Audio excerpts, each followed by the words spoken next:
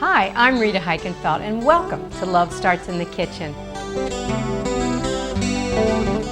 Parsley. I love parsley. It's like a vitamin pill in a plant. And cup for cup, parsley has more vitamin C than citrus, more calcium than milk, more iron than a plateful of liver. Oh my gosh, it's just so good. It has chlorophyll. It's a very gentle diuretic, so it's good for your kidneys as well. Now I'm going to show you two kinds of parsley here too, and this is just from my garden. This is the Italian parsley, flat parsley.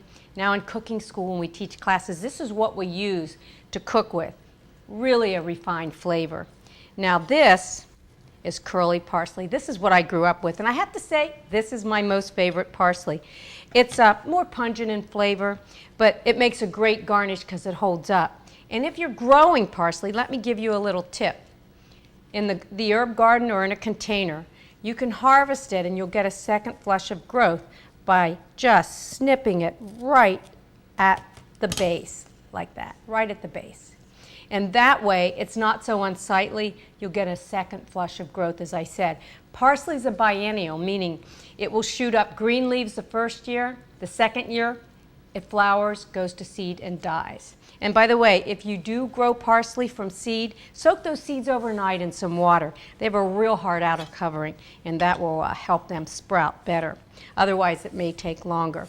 So we're going to cut some of these stems off, but I want to show you. You know how I always like to use the stems of herbs, and a way to know if you can do that is if the stem snaps and it doesn't bend. Now this is snapping really well. Remember, I always tell you, nutrition starts in the root, and that includes herbs too. Anytime you can use a stem of herb, please go ahead and do that. So we're just going to chop this up really fine, and we just don't eat enough parsley. It's really good for you. It smells delicious too.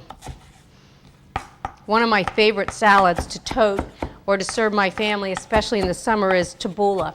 Being Lebanese, it was a staple on our table in the summer. And only in the summer, because Mom could get fresh parsley from her garden and the tomatoes right from her garden. And by the way, you can see I am not chopping these up into dust. Don't do that. Make sure you have some texture and a little bit of larger pieces when you're chopping up herbs. And that way, too, it takes less time. There we go.